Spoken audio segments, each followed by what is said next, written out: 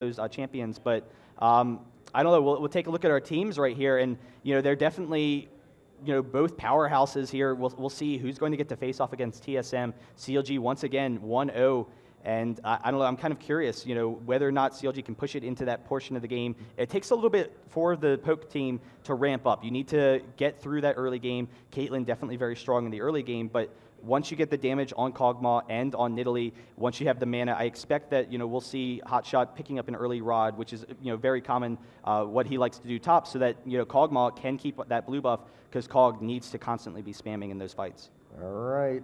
One more game to go. If CLG wins this next game, they'll go to grand finals against TSM. If you want to see CLG win with the Hotshot Nidalee GJ, and they need to win this one in order to stay alive. Can I get something for the Mordekaiser on Skara?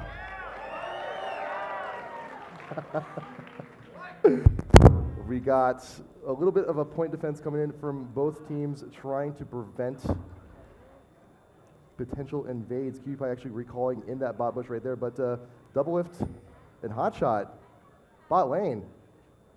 Yeah, I'm guessing he's just coming bot shortly. But actually, you know what? I have actually seen Hotshot play Nidalee as a support before. I don't think that's what's going to happen here. I think with that teleport, he's just trying to get some early control for this bottom lane, see if they can pick up a kill by walking into the double trap. The issue with the support, I have seen it before. Caitlyn and Nidalee, it is an extremely aggressive early game lane. It's just absolutely dominant. But I don't expect that we're going to see, that, I don't know, there's just no reason for it. Chouster going to be coming down this bottom lane. It'll be interesting to see, if that trap wall is going to hurt Cutie Pie or Locust at all. They don't have the heals in that lane. I'm also, these next few weeks of solo queue, man, we're going to be seeing a lot of Kog'Maw. After this tournament, we're going to be seeing quite a bit of it, I think. We've been seeing it for a while. He's definitely an extremely strong champion. But there you go, that trap wall all across bottom for Dignitas. They left the one hole there. And, knowing they've got the aggressive champion with Caitlyn. Caitlyn is just so aggressive early in the game, has great harass, actually taking quite a bit of damage from these golems. But they will have the level advantage and then maybe able to get off some harass there. So perfectly placed. It was like minions. Minions you can go through. Corky, hold on, we got to check your ID here. Hold on. It's actually better that Cutie Pie cleared that one. If that gap was just large enough for him to get through, then maybe we see them trying to retreat into that wall, getting picked off. But already we see some that effective damage against Cutie Pie will set up those skill shots from Caitlyn. So Nidalee now going top lane after setting up the trap wall. Skara and Big Fat in mid, Kog'Maw versus Mordekaiser. And Kog'Maw can definitely outrange and pick away at that shield if need be. So it's going to be rough for Skara to stay aggressive in this lane, but he can passive farm very well, push to tower, and Kog'Maw's going to be doing a lot of farming under tower, I think, here early on. Yeah, we're definitely expecting to see Scar with an aggressive push early on, see if he can prevent some of Kog'Maw's farm. AP Kog'Maw, once he gets some levels, definitely has that great range, that great farming capability, able to clear the waves, but early on, not so much, so that will deny some farm, but we'll see whether or not that puts Scar at a disadvantage for these early ganks. They do have the ward over by the race, though, so they can see, Saint coming up from that red path. We still have 2 traps here down bot. Dignitas still has to clear them. And hopefully CLG doesn't go in on them and just happenstance goes into one of these little traps. Keep them, get them a little bit lower, maybe even get the kill just by forgetting that they're there. It's like, oh man, I forgot that cupcake was there, dang.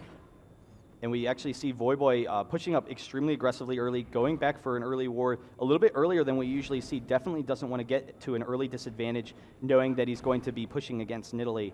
So that ward coverage will definitely help him out. Should be extremely safe in that top lane, and once again, just turn it into a free farm lane. So because Kog'Maw actually has quite a bit of range on Mordekaiser, it's going to be very difficult for him to keep that shield up. He does get, see, right there, just the shield almost instantly gone. Every single time Scar actually goes in, he's actually getting quite a bit of damage. St. Fish is now coming in with the exhaust, already going in. The exhaust, he's going to be able to get out just in time. But in the meantime, though, we do have Dominate with both buffs wandering down, but we did see him. There is a ward right there.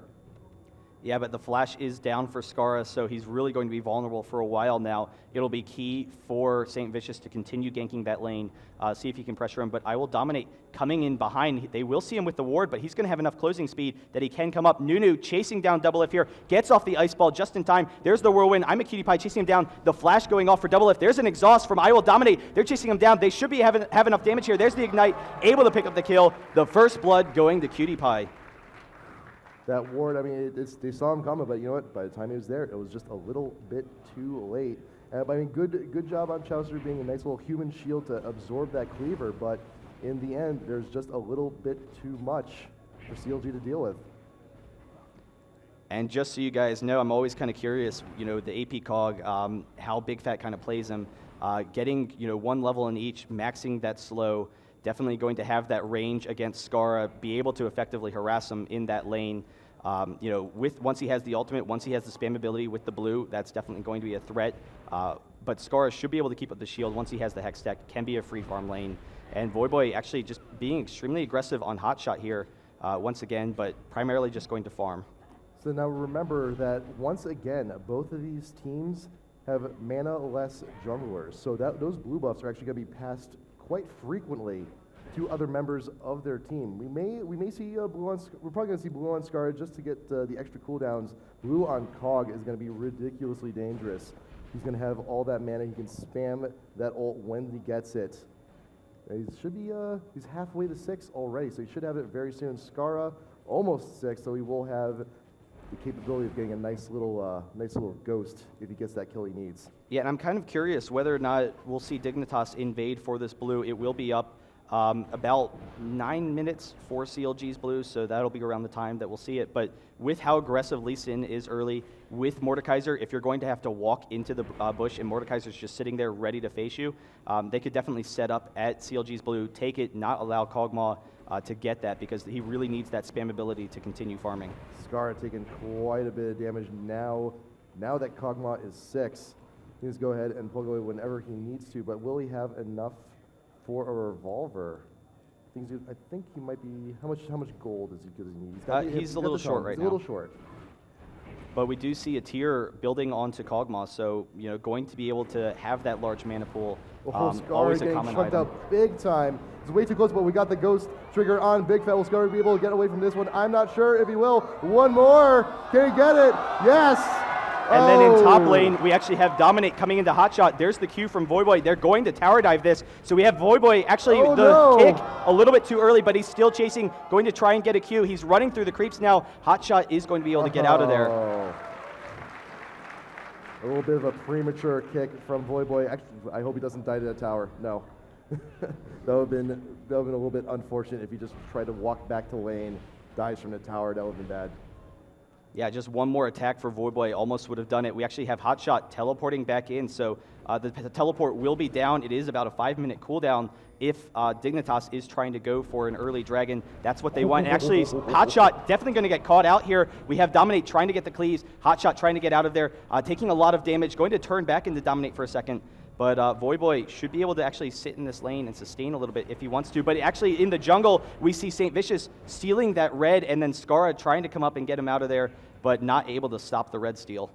Hotshot remaining in top lane and continuing to push on the Voyboy bot lane. Locust actually getting pretty low, getting chunked out by Caitlyn. Those built over pacemakers do quite a bit of damage if you're in the line. But we also got the skill shots from Cutie Pie as well, so we're just going to see who's better at landing their skill shots bot lane.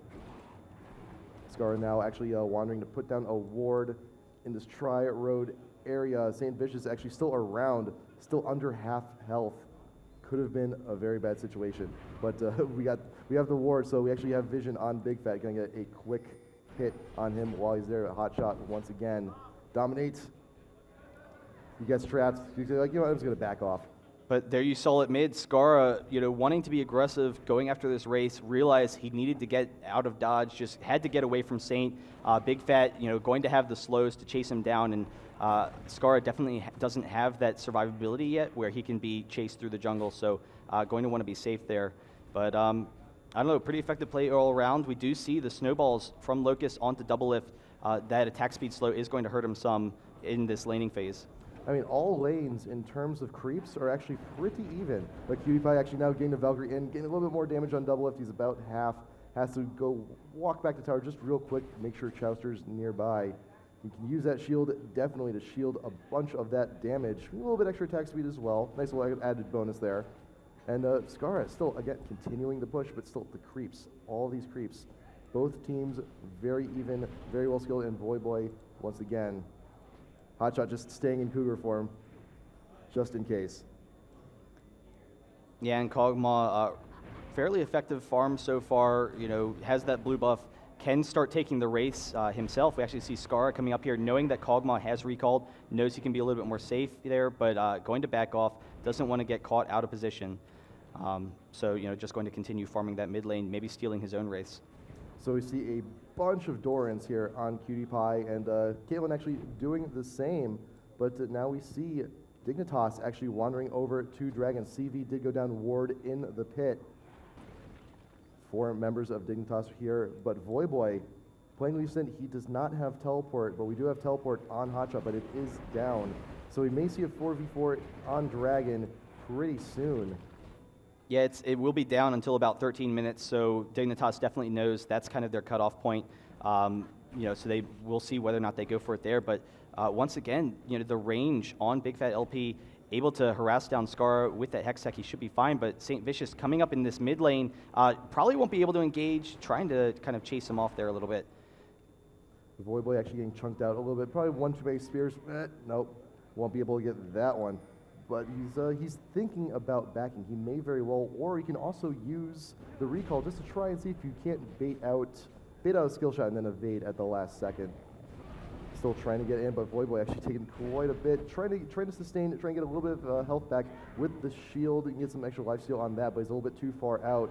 If he's not too careful, he may be eating a spear or two, but Dominate is not too far behind. He's here, Exhaust going down on Hotshot, gonna get some extra cleavers, slow him down a little bit. Dominate, but who's taking tower? Void Boy's taking the tower. Oh! That could have and gone actually, a lot Big better. Fat LP able to take down Mordekaiser mid. That's kind of surprising, but definitely has the range. Once he starts Skara with the chase, can just continually harass him there. But Void Boy, a little bit of a misstep.